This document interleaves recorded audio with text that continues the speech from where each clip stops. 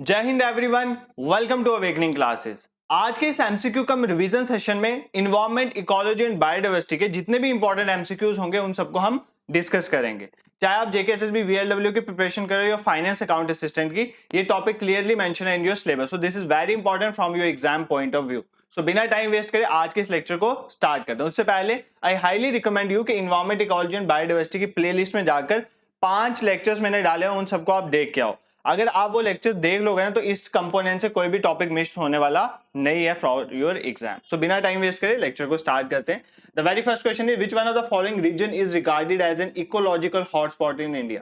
तो कौन से रीजन को इकोलॉजिकल हॉटस्पॉट कहते हैं? इकोलॉजिकल हॉटस्पॉट या बायोडाइवर्सिटी हॉटस्पॉट आपने सुना होगा, तो कौन से रीजन को हम बायोडाइवर्सिटी हॉटस्पॉट कहते हैं? ठीक है, सुंदरबन, थार डेजर्ट, ईस्टर्न घाट और नन ऑफ द अबव। तो इसका आंसर है नन ऑफ द अबव। इनमें से कोई भी बायोडाइवर्सिटी हॉटस्पॉट का पार्ट नहीं है। इंडिया में कितने बायोडाइवर्सिटी हॉटस्पॉट्स हैं? 4 हैं, इनमें से कोई भी नहीं है। तो कौन कौन से हैं हमें देखना है। सबसे पहले हिमालयाज, ठीक है, हिमालयाज बायोडाइवर्सिटी हॉटस्पॉट का पार्ट है। आने वाले नेक्स्ट क्वेश्चन में आपको बताऊंगा बायोडाइवर्सिटी हॉटस्पॉट क्या होते हैं, किसने कंसेप्ट दिया था। पहले आप सिर्फ देख लो कौन कौन से बायोडाइवर्सिटी हॉटस्पॉट है इंडिया में। तो सबसे पहले हिमालयाज, ठीक है। सेकंड नंबर पे अगर हम बात करें तो वेस्टर्न घाट्स आता है। ईस्टर्न घाट्स यहाँ पर था, ईस्टर्न घाट्स नहीं है हिमालय का, उसका बायोडाइवर्सिटी हॉटस्पॉट का पार्ट कौन है? वेस्टर्न घाट। तो ये चीज आपने याद रखनी है, ये सेकंड आ गए। Third is Indo Burma region, ठीक है, इंडो बर्मा रीजन, इंडिया और म्यांमार वाला रीजन जो है वो भी आता है इसके पार्ट में। And fourth and the last one is Sundaland. Sundaland में बेसिकली वो क्या है, एक लार्ज चेन है जिसमें इंडोनेशिया वगैरह भी आ जाता है। तो इंडिया का अंडमान एंड निकोबार वाला पार्ट आ जाता है उसमें, तो इसलिए सुंडालैंड। तो ये 4 जो है बायोडाइवर्सिटी हॉटस्पॉट है इंडिया में। अगर हम इंडिया का मैप ड्रा करें, यहाँ पर मैं आपको थोड़ा बता देता हूँ, ठीक है। तो यहाँ पर आपको पता है ये ऊपर हमारे क्या आ जाते हैं, यहाँ पर हमारे आ जाते हैं ये हिमालय वाला पोर्शन आ जाता है, ये तो है ही है इसका पार्ट। देन वी हैव यहाँ पर वेस्टर्न घाट्स आ जाते हैं, तो वेस्टर्न घाट भी इसका पार्ट है। उसके बाद अगर हम ये नीचे अंडमान एंड निकोबार आइलैंड की बात करें, ये भी पार्ट है। और ये नॉर्थ ईस्टर्न और म्यांमार ये वाला पोर्शन जो है ये भी वेस्टर्न इनका पार्ट है इकोलॉजिकल हॉटस्पॉट का, ये आपने याद रखना है, ठीक है। नेक्स्ट क्वेश्चन पे मूव करते हैं। विच one of the following is not an example of in Situ conservation strategy? इनमें से कौन सी एग्जांपल नहीं है इन सिटू कंजर्वेशन? तो इन सिटू और एक्स सिटू कंजर्वेशन आपको पता होनी चाहिए, तो ये क्वेश्चन इजीली हो जाएगा। देखो, इन सिटू कंजर्वेशन का मतलब होता है एनिमल्स को, वाइल्ड लाइफ को उनके नेचुरल हैबिटेट में प्रोटेक्ट करना, चाहे वो प्लांट हो या एनिमल हो, उनको अपने नेचुरल हैबिटेट में प्रोटेक्ट करना। मतलब वो अगर जंगल में रह रहे हो तो जंगल में ही उनको प्रोटेक्ट करना। आप क्या नेशनल पार्क बना दो, किसी जंगल एरिया को वाइल्ड लाइफ सेंचुरी बना दो, तो ये होती है इन सिटू कंजर्वेशन। बट अगर हम किसी प्लांट या एनिमल को अपनी जगह से उठाकर किसी आर्टिफिशियल जगह में लाकर प्रोटेक्ट करते हैं, कंजर्व करते हैं, that is known as ex situ conservation, ठीक है। इन सिटू कंजर्वेशन के क्या एग्जांपल है बता दिया। बायोस्फीयर रिजर्व हम बनाते हैं, नेशनल पार्क, वाइल्ड लाइफ, उसमें हम एनिमल्स को उठा के कहीं थोड़ी लेके जाते हैं या प्लांट्स को लेके कहीं जाते हैं, उसी एरिया को हम डिक्लेयर कर देते हैं कि ये बायोस्फीयर रिजर्व है। एक्स सिटू में क्या आ जाते हैं, जैसे हम जू बनाते हैं। अब जू में क्या करते हैं, हम डिफरेंट एनिमल्स अलग अलग नेचुरल एरिया से लाते हैं और आर्टिफिशियल जगह पे उनको प्रोटेक्ट करते हैं, ठीक है। उसी तरह बोटानिकल गार्डन्स होंगे, आपने सुना होगा इन सब के बारे में, तो ये सारे एक्स सिटू कंजर्वेशन में आ जाते हैं। अब क्वेश्चन में बोल रहा है कि इसमें से कौन सी एग्जांपल नहीं है इन सिटू कंजर्वेशन की, तो यहां पर आप सीधा देख सकते हो जू जो है वो इन सिटू कंजर्वेशन में नहीं आता है। जू किस में आता है? एक्स सिटू कंजर्वेशन में, ठीक है। बायोस्फीयर रिजर्व इन सिटू में आते हैं, नेशनल पार्क भी इन सिटू में आते हैं। सेक्रेड ग्रुप्स होता है जो रिलीजियस मतलब इंपॉर्टेंस वाली जो एनिमल्स या प्लांट्स होते हैं उनको अपने नेचुरल हैबिटेट में ही प्रोटेक्ट करना, that is known as sacred groups. तो ये भी इन सिटू कंजर्वेशन में ही आते हैं। आई होप ये क्वेश्चन आपको क्लियर हुआ होगा। नेक्स्ट क्वेश्चन पे मूव करते हैं। The concept of biodiversity hotspot is given by, तो बायोडाइवर्सिटी हॉटस्पॉट का कंसेप्ट किसने दिया है? तो 4 इंडिया में बायोडाइवर्सिटी हॉटस्पॉट, टोटल 36 है, ये भी याद रखना, टोटल 36 है और इंडिया 4 का पार्ट है। तो बायोडाइवर्सिटी हॉटस्पॉट का कंसेप्ट किसने दिया है? ओडम ने दिया है, नॉर्मन मेयर ने दिया है, जेम्स लोवलॉक ने दिया है या रेशल कार्जन ने दिया है? तो किसने दिया है? नॉर्मन मेयर्स ने। नॉर्मन मेयर्स ने कंसेप्ट दिया था बायोडाइवर्सिटी हॉटस्पॉट का 1988 में। देखो, बायोडाइवर्सिटी हॉटस्पॉट क्या होता है, इसके लिए 2 कंडीशन सेटिस्फाई होनी चाहिए। किसी रीजन को आप बायोडाइवर्सिटी हॉटस्पॉट डिक्लेयर करोगे, इसके लिए 2 कंडीशन सेटिस्फाई होनी चाहिए। The very first condition is कि वहां पर क्या होनी चाहिए? इंडेमिक स्पीशीज होनी चाहिए, प्लांट की इंडेमिक स्पीशीज होनी चाहिए। इंडेमिक स्पीशीज होने का मतलब है प्लांट की स्पीशीज ऐसी होनी चाहिए जो सिर्फ वहीं पाई जाए और कहीं पाई ना जाए, ठीक है। तो नियर अबाउट 1500 अगर प्लांट की स्पीशीज जो है वो इंडेमिक है, सिर्फ वहीं पाई जाती हैं, एक ये कंडीशन आ गई। सेकंड, वहां पर बायोडाइवर्सिटी जो है एक्सटिंक्शन का डर होना चाहिए, मतलब ऐसा होना चाहिए कि वहां पर अगर हम उसको कंजर्व नहीं करेंगे तो बायोडाइवर्सिटी खत्म हो जाएगी। तो less than 30% of vegetation left, अगर किसी जगह में 30% वेजिटेशन जो है वो रह चुकी है, कम हो चुकी है, तो हमें क्या करना है, इन दो कंडीशन वाले एरिया को प्रोटेक्ट करना है। तो क्या दो कंडीशन है, पहले तो प्लांट्स की स्पीशीज एंडेमिक होनी चाहिए नियर अबाउट 1500, और दूसरी कंडीशन ये है कि उस रीजन में 30% या उससे लेस जो है वेजिटेशन होनी चाहिए। क्योंकि यहां से क्या पता चला, यहां से ये पता चला कि वहां की वेजिटेशन जो है वो एक्सटिंक्ट हो रही है, तो हमें इसलिए इसको प्रिजर्व करना है। दैट्स व्हाई बायोडायवर्सिटी हॉटस्पॉट का कंसेप्ट यहाँ पर आ जाता है। आई होप ये क्वेश्चन आपको क्लियर हुआ होगा। नेक्स्ट क्वेश्चन पे मूव करते हैं। विच among the following comes under the UNESCO world heritage site. तो इनमें से कौन सी, ये बेसिकली कंजर्वेशन के मेजर्स हैं, जैसे नेशनल पार्क है, बायोडायवर्सिटी हॉटस्पॉट है, हमने बताया इनमें से कौन सा यूनेस्को वर्ल्ड हेरिटेज साइट की लिस्ट में आता है। तो ये इंपॉर्टेंट है, नेचुरल साइट है और यूनेस्को वर्ल्ड हेरिटेज साइट की लिस्ट में आता है। Jim Corbett national park, Nanda Devi and valley of flowers national park, Rajaji national park और नन ऑफ द अबव। तो ये सारे नेशनल पार्क वगैरह ना मैंने अपने वीडियोस में कवर करे हैं, तो इसका आंसर आ जाएगा Nanda Devi and valley of flowers. तो Nanda Devi and valley of flowers जो है वो यूनेस्को वर्ल्ड हेरिटेज साइट की लिस्ट में आता है। ये कहां पर है, चमोली डिस्ट्रिक्ट ऑफ उत्तराखंड। तो आपने याद रखना कहां पर है, चमोली डिस्ट्रिक्ट ऑफ उत्तराखंड, ठीक है। तो ये आपने याद है। और जो ये लेक्चर होगा ना, इसकी जो पीडीएफ है विद आंसर जो है हम अपने टेलीग्राम चैनल पे शेयर करते हैं, तो आप उसको जरूर ज्वाइन कर लेना, ठीक है। और अगर आपने कभी रिवाइज भी करना हो तो इस पीडीएफ में ही देखो यहाँ पर है, YouTube का लिंक है, तो आप इस पे क्लिक करोगे तो आप सीधा वहां पर YouTube पे पहुंच जाओगे इसी वीडियो पे, ठीक है। नेक्स्ट क्वेश्चन पे मूव करते हैं।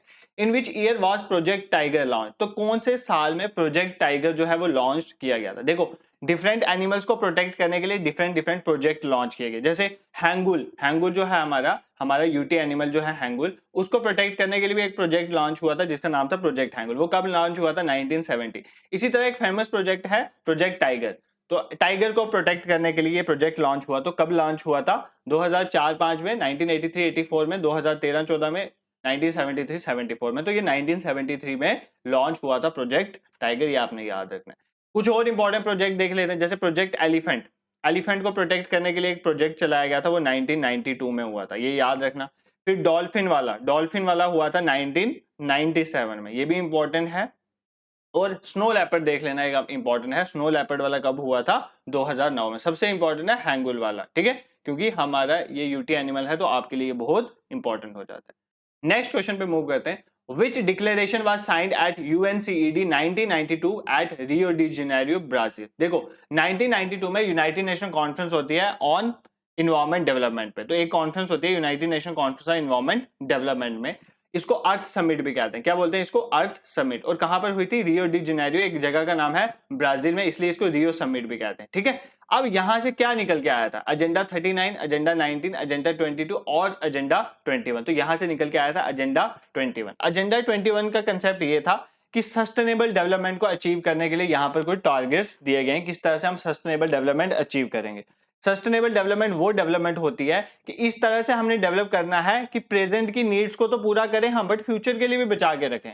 ये नहीं है कि अपने रिसोर्सेज को पूरा खत्म ही कर दो कि आने वाली जनरेशन के लिए कुछ बचे ही ना। तो ये सस्टेनेबल डेवलपमेंट नहीं होती है। सस्टेनेबल डेवलपमेंट होती है हम भी रिसोर्सेज को यूज करें और फ्यूचर के लिए भी बचा के रखें। That is known as sustainable development. Agenda 21 का ये कंसेप्ट था, याद रखना ये नॉन बाइंडिंग था, ठीक है। क्या था, नॉन बाइंडिंग था। अब इन डेप्थ में इसमें नहीं जाऊंगा क्योंकि सारी कन्वेंशन प्रोटोकॉल्स सब पे रिलेटेड मैंने एक वीडियो लाई हुई है चैनल पे, वो आप देख सकते हो। और यहाँ पर आपने एक और चीज याद रखनी, इससे पहले एक और कन्वेंशन भी हुई थी, United nation conference on human environment, जिसको स्टॉकहोम कन्वेंशन कहते हैं। ईयर इनके याद रखने ही पूछ लिए जाते हैं। स्टॉकहोम कन्वेंशन कब हुई थी, 1972 में। जैसे ये 1992 में हुई थी ना United nation conference on environment development, earth summit जिसे कहते हैं, उसी तरह United nation conference on human environment जो है, जिसको स्टॉकहोम कन्वेंशन कहते हैं, वो 1972 में हुई थी। ये भी आपने याद रखना है, very important for your exam, ठीक है। नेक्स्ट क्वेश्चन पे मूव करते हैं।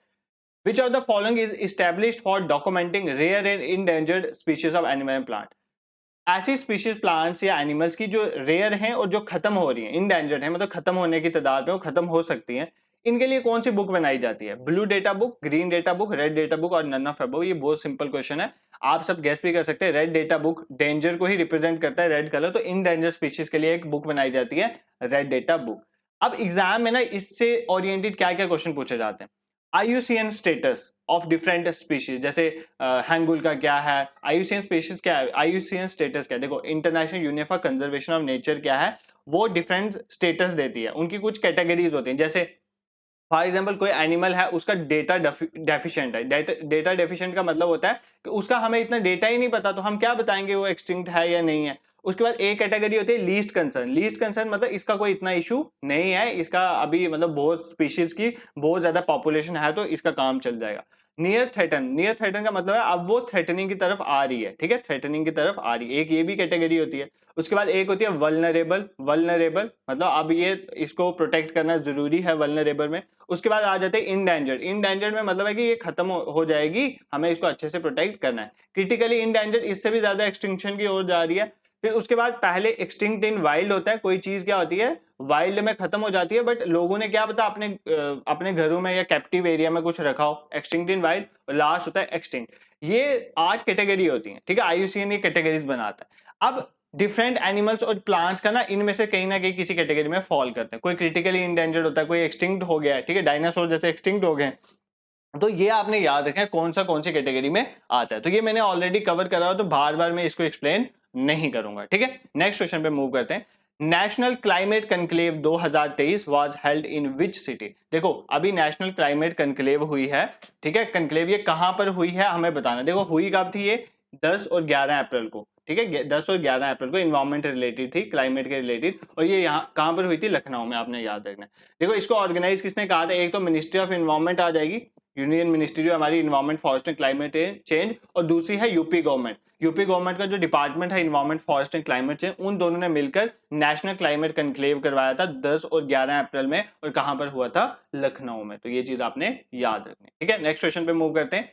When is world wildlife week observe. तो वर्ल्ड वाइल्ड लाइफ वीक कब ऑब्जर्व किया जाता है, फर्स्ट वीक ऑफ सितंबर, लास्ट वीक ऑफ सितंबर, फर्स्ट वीक ऑफ अक्टूबर और लास्ट वीक ऑफ अक्टूबर। तो इसका आंसर है फर्स्ट वीक ऑफ अक्टूबर। तो ये क्वेश्चन है एग्जाम में ऐसे क्वेश्चन पूछे जाते हैं कि कब क्या बनाया जाता है। जैसे पोषण वीक, पोषण माह सितंबर को मनाया जाता है, ठीक है, पोषण माह सितंबर को मनाया जाता है। तो ये चीजें आपको पता होनी चाहिए कुछ।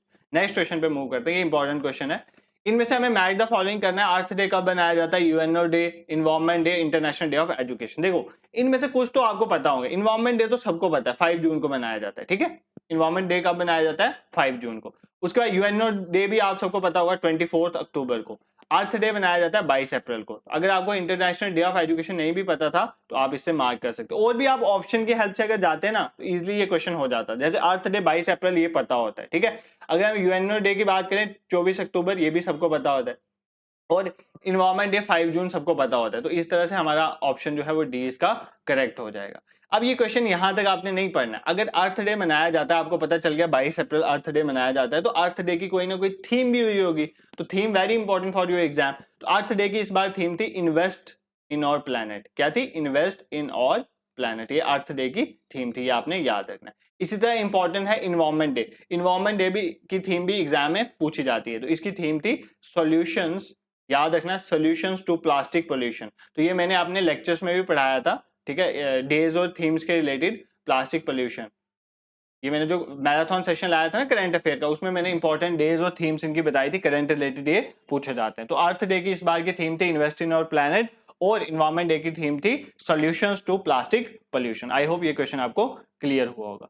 Next is Stockholm convention on persistent organic pollutant. Persistent organic pollutant वो ऑर्गेनिक पॉल्यूटेंट्स होते हैं जो लंबे समय के लिए हमारे नेचर में रहते हैं। अगर एक बार हम उनको प्रोड्यूस कर देंगे ना, वो हमारे एटमॉस्फेयर में खत्म नहीं होते, लंबे समय तक एटमॉस्फेयर में रहते हैं और हमारी हेल्थ को खराब करते हैं, ठीक है। इनको बोलते हैं परसिस्टेंट ऑर्गेनिक पॉल्यूटेंट।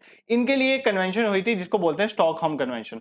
हमने बताना है कौन से साल हुई थी, कौन से साल में ये हुई थी। तो कब हुई थी ये, 2001 में, और फोर्स में आया था 2004 में। ये चीज आप याद रख सकते हो, ठीक है। इसमें क्या है कि ह्यूमन हेल्थ को हमने प्रोटेक्ट करना है और एनवायरमेंट को प्रोटेक्ट करना है पीओपी से। पीओपी क्या होता है, परसिस्टेंट ऑर्गेनिक पॉल्यूटेंट से। तो ये चीज आपने याद रखनी है, ठीक है। ये सारी कन्वेंशन प्रोटोकॉल मैंने करवाई हुई है, मैं लिंक डिस्क्रिप्शन में डाल दूंगा, वीडियो जरूर देख लेना, एग्जाम में क्वेश्चन आते हैं, ठीक है। नेक्स्ट क्वेश्चन में मूव करते हैं। Who discover the term ecosystem. तो इकोसिस्टम जो है उसका कंसेप्ट डिफाइन उसको किसने करा था, ऑडम, एल्टन, जी टांसले और क्लीमेंट। तो आर्थर जी टांसले, जिनको एजी टांसले कहते हैं, इन्होंने ही इकोसिस्टम टर्म को एक्सप्लेन करा था। वो भी कब किया था, 1935 में। ये चीज आपने याद रखनी है। इसी तरह बोलते हैं इकोलॉजी। इकोलॉजी टर्म किसने दी थी, ये भी पूछ लेते हैं एग्जाम में। तो आपके सिलेबस में मेंशन है इकोलॉजी, एनवायरनमेंट एंड बायोडायवर्सिटी। तो इकोलॉजी टर्म दी थी अर्नस्ट हाइकल ने। किसने दी थी, अर्नस्ट हाइकल ने। तो ये चीज भी आपने याद रखनी, ठीक है। अगर आप हमारे चैनल से वीडियोस देख रहे हो ना ये एमसीक्यू कम रिवीजन सेशन, तो आपके ना हर एस्पेक्ट जो है, अगर आप नए हो, सपोज करो आपने ये टॉपिक इन्वायरमेंट वाला कहीं से कंसेप्ट नहीं भी पढ़ा हो, तब भी आपके क्लियर हो जाएंगे बार बार वीडियो देखने से। एग्जाम में ना आपको ऑन टिप्स ऐसे याद आएगा कि इसमें ये था, इसमें ये था। Next, all species on the earth with each other along with their respective environment collectively constitute। देखो ये क्वेश्चन का ये मतलब है कि वो सारी स्पीशीज अर्थ में जहां पर वो जिंदा रहती है उस रीजन को हम क्या कहते हैं, ठीक है, उनका जो इन्वायरमेंट और वो जहां पर जिंदा रहते हैं वो कहाँ, उसको हम क्या कहते हैं। देखो अगर आपको पता, अगर आप सपोज करो इसका आंसर आप लिथोस्फेयर समझते हो। लिथोस्फेयर क्या होता है? अर्थ स्फेयर। अर्थ में क्या आ जाते हैं? अर्थ में हमारे पास क्या आ जाती है? अर्थ में हमारे पास बैक्टीरिया रहते हैं, ये सब तो आपको पता है, सॉइल्स के अंदर कितने बैक्टीरिया होते हैं और भी बहुत सारे इंसेक्ट्स वगैरह रहते हैं। बट अर्थ के इन डेप्थ अगर हम चले, लिथोस्फेयर में तो सारा आ जाता है। क्या अर्थ के बहुत अंदर जहां पे मैग्मा है वहां पर कोई रहता है? नहीं रहता, तो ये इसका आंसर नहीं हो सकता। हाइड्रोस्फेयर पानी में, हाँ फिशेस वगैरह रहते हैं। क्या इन डेप्थ पानी में चल जाए तो कोई रहता है? नहीं रहता, तो हाइड्रोस्फेयर भी इसका आंसर नहीं आ सकता। एटमॉस्फेयर में हाँ कुछ हाइट तक हमारे ऑर्गेनिजम्स रहते हैं, ठीक है, बट उससे ऊपर नहीं रहते हैं, वो हमारा इमीडिएट इन्वायरमेंट नहीं है। तो बायोस्फीयर इसका आंसर हो जाए। बायोस्फीयर बेसिकली पता क्या होता है? एटमॉस्फेयर, लिथोस्फेयर और हाइड्रोस्फीयर का वो पार्ट जहां पर लिविंग ऑर्गेनिजम्स रहते हैं, चाहे वो बैक्टीरियाज होंगे, चाहे वो एनिमल्स होंगे, चाहे वो ह्यूमंस होंगे, वो रहते हैं और उनका इमीडिएट इन्वायरमेंट, तो ये कंस्टिट्यूट करता है हमारा बायोस्फीयर, ठीक है। तो बायोस्फीयर क्या होता है? Part of atmosphere, lithosphere and hydrosphere where living organism exist and interact with the environment. तो ये चीज आपने याद रखनी है। नेक्स्ट क्वेश्चन पे मूव करते हैं। Which of the following is the largest carbon sink on earth? Carbon sink वो चीज होती है जो कार्बन रिलेटेड कंपाउंड्स को एब्जॉर्ब कर ले, चाहे वो कार्बन डाइऑक्साइड है, कार्बन मोनोऑक्साइड है, कोई भी कार्बन रिलेटेड कंपाउंड है, अगर उसको वो एब्जॉर्ब कर सकता है उसको हम बोलते हैं कार्बन सिंक, ठीक है। अब कार्बन सिंक, इनमें से कौन सा कार्बन सिंक सबसे ज्यादा है वो हमें बताना है। फॉरेस्ट, सॉइल, ओशन या एनिमल? देखो एनिमल तो कार्बन सिंक का काम करेंगे नहीं, आपको पता है एनिमल ऑक्सीजन लेते हैं, कार्बन डाइऑक्साइड प्रोड्यूस करते हैं। ओशन की बात करें तो ओशन जो है वो हमारे पास लार्जेस्ट कार्बन सिंक है अर्थ का। इस तरह सॉइल भी कार्बन सिंक का काम करता है और फॉरेस्ट भी करता है, आपको पता है फॉरेस्ट भी CO2 लेता है और ऑक्सीजन देता है, बट सबसे ज्यादा कौन है? ओशन। तो ocean is the largest carbon sink on earth, तो ये चीज आपने याद रखनी है। नेक्स्ट क्वेश्चन पे मूव करते हैं। Which of the following is not a green house gas? इनमें से कौन सी ग्रीन हाउस गैस नहीं है? अब ग्रीन हाउस गैस क्या होती है? वो गैसेस जो अर्थ, जो सन से जो इंफ्रारेड रेडिएशंस आती है उनको एब्जॉर्ब कर लेती हैं, ठीक है। अब देखो सन से ना अर्थ की तरफ रेडिएशंस आती है, 3 रेडिएशन अर्थ की तरफ पहुंचती है। व्हाइट लाइट में टोटल तो बहुत सी रेडिएशन होती है, बट 3 जो है सन की अर्थ में आती है। एक होती है इंफ्रारेड रेज, एक होती है यूवी रेज और एक होती है कौन सी? विजिबल रे। विजिबल की वजह से हमें दिखाई देता है, ठीक है, जो रिफ्लेक्ट होकर हमें दिखता है। यूवी रेज को हमारी स्ट्रेटोस्फेयर में जो ओजोन लेयर होती है वही रोक लेती है, ठीक है। नेक्स्ट इज इंफ्रारेड रेज, हमें हीट रेडिएशंस प्रोवाइड करते हैं, हम धूप में बैठे हमें गर्मी महसूस होती है, वो इंफ्रारेड रेज की वजह से होती है। अब अगर सपोज करो हमारे एटमॉस्फेयर में कुछ ऐसी गैसेस प्रेजेंट हैं जो इसको एब्जॉर्ब करें, इसका मतलब हीट को ट्रैप करें, हीट को ट्रैप करें तो हमारा ग्लोबल टेम्परेचर जो है वो अर्थ का बढ़ेगा और उनकी वजह से क्या होता है? Global warming. तो यही है ग्रीन हाउस गैस का कंसेप्ट। तो इनमें से कौन सी ग्रीन हाउस गैस नहीं है?